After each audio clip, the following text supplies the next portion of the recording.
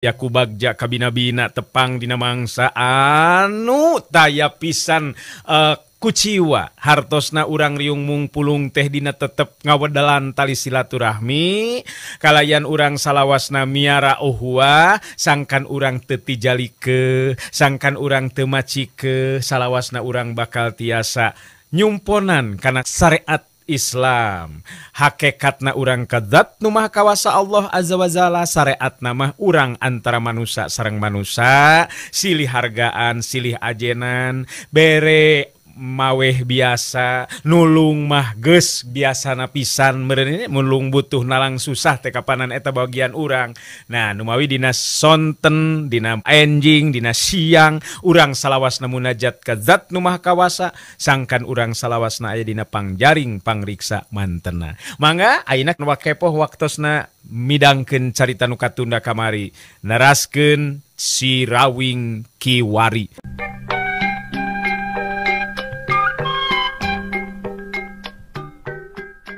Ai si Rawing harita teu bisa cicingin. Dirina kudu saya gagesan ngimbangan kekuatan lawan, upama teu kitu geus tangtu dirina nu bakal kaancam bahaya.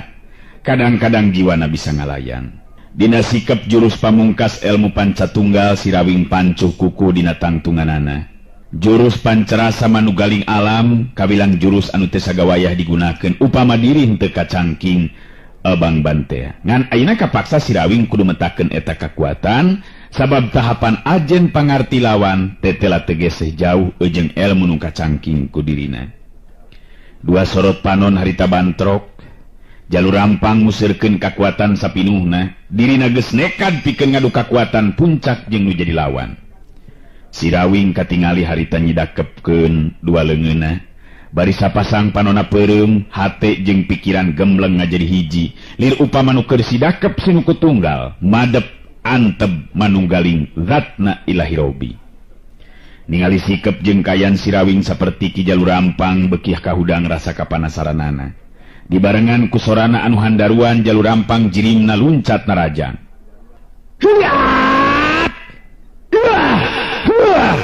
Jalur rampang harita naker kakuatan tanaga lapisan. Dua sukuna maju ngageser ka hareup. Sedangkan badan si Rawing katingali ngageleter dua getaran kekuatan anu sanajan teu katingali ku panon, tapi da bisa karasa atuh. Bisa karasa kudu ngalakonkeun atau kudu ngalakonanana. Jalur rampang terus naker kekuatan. Memang hebat jalur rampang sabab dirina mampu ngalawan kekuatan anu mager sabudeureun badan si Rawing. Malah saeutik-saeutik sukuna terus maju ka hareup, tetela jalur rampang mampu nembus dorongan kekuatan anu mager di sabudeureun badan si Rawing. Badan jalur rampang oge ngageleter kesang masihan beungeut jeung beheung. Jalur rampang bener-bener nguras tanaga sapinuhna. Lalaunan jeung ngageser saeutik-saeutik suku jalur rampang siga nu berat ngalengka. Tapi pinuh kapastian beki deukeut kalebah jirimna si Rawing. Si Rawing harita beuntak sapasang panonna dua leungeun dibuka. Jalur rampang bet jadi nurutan gerakan si Rawing. Akhirna bantrokan dua kekuatan puncak geus teu bisa dihalangan deui.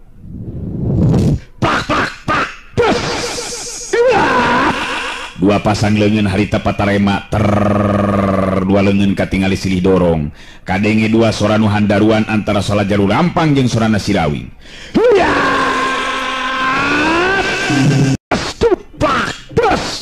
Masing-masing bisa ngasupkeun dua kali tenggelan kana badan lawan. Cengkang, cengkang.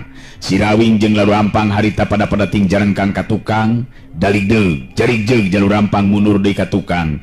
Terus luntad solontod jarig jeug paroman katingali sepapias taya getihan sarta tina sela-sela bibirna katingali aya warna beureum anu ngalei turun mapai gadona.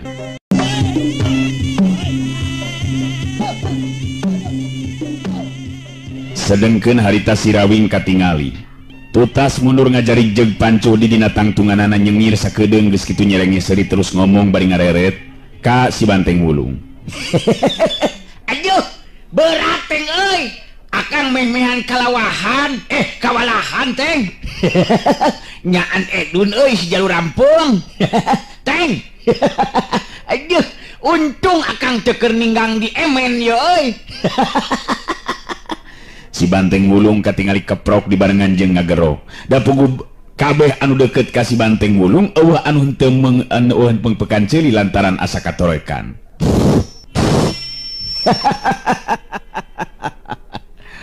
Aduh.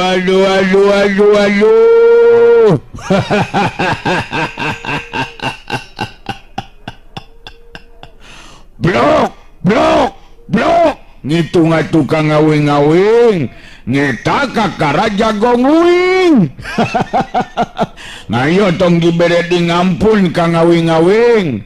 Numan nu kitu mah lamun dibere ngampun mah ngabek deui kainya ka ngawing-ngawing. Si Jalu Papang teh ngabek deui kainya. Jalu Rampang katingali ngatur napasna. Karasa tina jero dadana aya nu nyurungkuy mangsa hayang kaluar kawilang getih anu haneut keneh. Lamun Jalu Rampang ngaladenan Sirawing terus ngomong geus tangtu bakal ngagolok-gok mutahkeun getih lalambaran. Sorot panon Jalu Rampang nu tadina galak jeung garang teh katingalina ayeuna marada linduk. Malah Jalu Rampang merhatikeun ka Sirawing bade nyarita jero hatena. Aduh. Nyaan Sirawing sugan teh boga ilmu nu kieu. Jelas aing katiti pangarti kaya kieu mah. Wiwirang gede pikeun diri aing. Sabab tetela Sirawing mibanda tahapan ajen pangarti jeung daya tahan anu lebih punjul. Leuwih punjul batan diri aing. Lamun kieu carana ripu aing. Lamun aing maksakeun maneh neruskeun ieu tarung, geus tangtu diri aing nu bakal ngalayang jiwa. Sedengkeun aing embung ari kudu paeh mah. Jalu Rampang bisa maca kana kayaan upama keukeuh dirina maksakeun maneh. Geusan maju dina rajang bari naker kakuatan sapinuhna. Geus tangtu dirina nu bakal ngalayang jiwa. Sabab nurutkeun itungan Jalu Rampang ajen pangartina ngan ukur beda salapis ipis jeung Sirawing anu jadi lawana. Ngan jelas upama dipaksakeun dirina anu bakal ngalayang jiwa. Sanajan dada jeung urut anu atawa urat-urat anu keuna ku teungilan Jalu Rampang nyeri jeung linu. Tapi Sirawing memang boga sikap anu teu waleh tenang, estu teu katara upama tarung jeung Jalu Rampang kawilang tarung puncakna ilmu anu lain bae nandonkeun jiwa tapi nguras kakuatan sapinuhna. Nu tadi tinggal rojeng tinggorowok ngajagokeun Jalu Rampang, sasatna memang nu mihak ka Jalu Rampang. Ayeuna mah kabeh jempe malah katingali harita pada keketegan hatena. Sabab katingali Jalu Rampang ngajanteng nangtung bari reng hapranjug, malah katingali tina sela-sela juru bibirna kenca jeung katuhuna ngaluarkeun getih mapai kana gadona tanda Jalu Rampang tatu di jero. Alah, Jalu Rampang teh tela eleh bawa sena geuningan euy. Ku Sirawing edan aing mah. Aduh betnyaan asa teu percaya euy dewek mah euy. Pira ku ki Jalu Rampang, rajana jago make kudu eleh euy. Ceuk anu mihak ka Jalu Rampang nyarita lalaunan ka baturna. Jelas euy. Bener ieu mah. Nu ngaran Sirawing lain jago sanamea. Pantes lamun aya nu nyebutkeun Sirawing jago pilih tanding teh euy. Kitu nurutkeun beja nu katarima ku dewek mah. Jelas aya mah jadi kenyataan euy. Paneuteub dipusirkeun di ka tengah pakalangan. Anu mihak ka Jalu Rampang masih kene miharep sangkan Jalu Rampang maju dina rajang sarta Sirawing nu bakal eleh kasoran. Tapi eta harapan teh memang jauh tina kanyataan sabab katingali Jalu Rampang masih kene ngatur napasna malah terus mundur ka tukang tilu lengkah neuteup kalabah Sirawing bari nyarita sorana oge jelas jadi teu garang saperti tadi.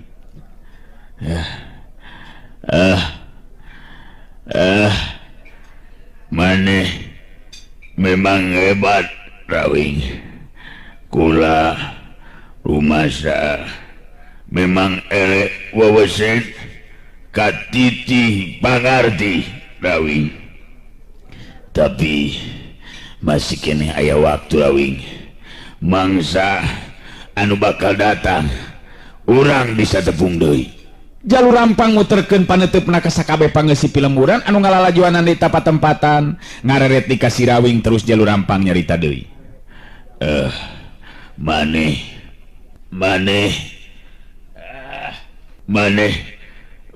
ayeuna unggul Rawing. Maneh ayeuna unggul Rawing. Tapi dina poe nu bakal datang, dewek bakal neangan di maneh geusan ijen panungtungan.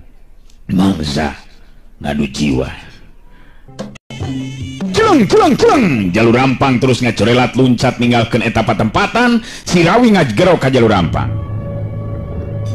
Hei! Ki Jalu! Reka mandu, eta reka mandu. Eta di kamanu. Kumaha ieu teh? Tepeg ieu mah yo. Jual terus indit weh. Rupa-rupa pisan ieu mah yo. Sugan teh nya. Tarung teh dipikeun ka paeh. Ari pet teh betaheun keneh hayangeun keneh hitut hirup kuningan ke jalur rampung. Atuh sarua bae tah mah jeung kuring.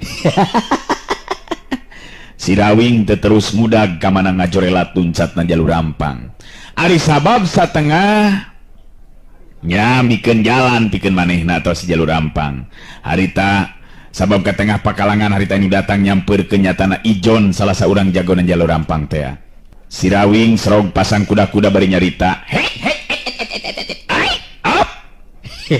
Iya erek neon ya Kang Jang Ijon. Maju tarung ngalawan Kakang. Wani kitu rek ngabela Ki Jalu Jang Ijon. Ya otak baking Ijon harita nyembahkeun dua leungeunna ditujukeun ka si Rawing bari terus nyarita. Teu pisan-pisan Kang Rawing. Namun abdi teh katengah ieu pakalangan teh seja ngadugikeun caritaan pang-pangna maka sakabeh panggeus lembur Karang Jago nu ayeuna ngabandungan kana lumangsungna ieu kajadian. Oh, arek nyerios. Erek nyerita. Erek biantaro meureunnya. Peda Kang menang nya aya dina kaungguleun. Nya pekan gue nya. Sok nya Jang Ijon biantara. Cicing teng lain ngacung-ngacungkeun beleungeun. Ieu Ijon jeung ngarek ngomong heula cenah yo. Ijon katingali nangtung di gigireun si Rawing.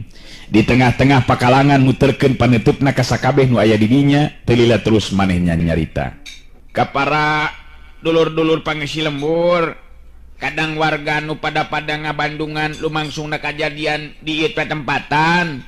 Tadi urang geus kasaksi lisan Ki Jalur Rampang. Upama dirina eleh jajaten ku ieu Kang Rawing, mangka dirina bakal lunta ninggalkeun ieu Karang Jago. Sarta Kang Rawing ngabogaan hak pikeun ngagantikeun Ki Jalur Rampang. Tamalah sakaligus Saraswati garwana Kang Rawing anu diculik ku Ki Jalur Rampang tangtu bakal bebas tina cangkramanana Jalur Rampang. Jadi ku ayeuna kitu, urang wajar mere hormatan ari sabab lumangsungna ieu tarung memang jujur mangrupa tarung jago sajati sarta nu unggul tetela si Rawing. Ijon harita ngangkat leungeun ka tuh si Rawing. Kaluhur sakur nu aya di dinya ayeuna mah lir upama di komando we ngaracungkeun leungeunna ka luhur. Surak ayeuh-ayeuhan panuju jeung suka sigana teh lantaran si Rawing jadi unggulan malah kadenge nu ting gorowok nu ting galerok.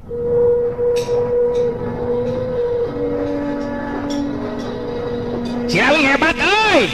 Ieu kakara jago sajati. Hidup si Rawing. Jago nomor 1 euy. Jalur Rampang teh aweuna naon geuningan euy. Alah eleh euy ku si Rawing euy. Bener euy. Hidup si Rawing, hidup. Hidup si Rawing.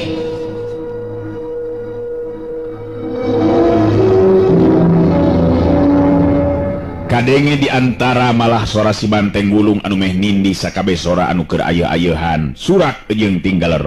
Wah, koponya mah ngecek kuing oge ka ngawing-ngawing mesti menang.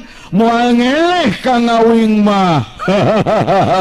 Ayo nyurak nerus oi. Ka ngawing hebat, ka ngawing-ngawing. Sok nerus nyurak kayaknya nyurak. Si Rawing harita ngareret ka Ijon bari terus nyarita. Geus ah. Entong dikieu-kieu akang ieu Jang Ijon. Kumaha ieu teh? Nu penting keur akang mah ayeuna bawa ka imahna Jalur Rampung, Jon. Terus akang tepungkeun jeung Saraswati pamajikan akang. Tong dikieu-kieu ah, da lain kikieuan ka yang akang mah lain. Entong dikieu-kieu. Ulah nolak Kang Rawing. ieu mangrupa sabagian tina rasa hormat abdi oge pangisi pilemburan Karangjago anu sabenerna memang loba anu matak teu panuju salila Ki Jalur Rampang aya di dieu teh kitu tah Kang. Nya tapi ieu Kang kumaha ieu? Geus teu kuat sono ya hayang pangijeng jikan. Nu matek ayeuna mah urang ka imanna Jalur Rampung we Jon. Akang geus sono ya hayang pangijeng jikan Akang. Sok bro. Tilu jago anu sejena diutus bareng Ejeng Ijon teh harita datang ting solongkrong ngajak sasalaman ka Sirawing. Sarua pada negrakeun rasa kabungahna ku ayeuna Sirawing unggul mampu ngelehkeun si Jalur Rampang. Malah akhirna mah kabeh jalma nu aya di dinya pating solongkrong sarasalaman ka Sirawing mangrupa sikap anu ngabagiakeun mangsa negrakeun rasa kabungahna.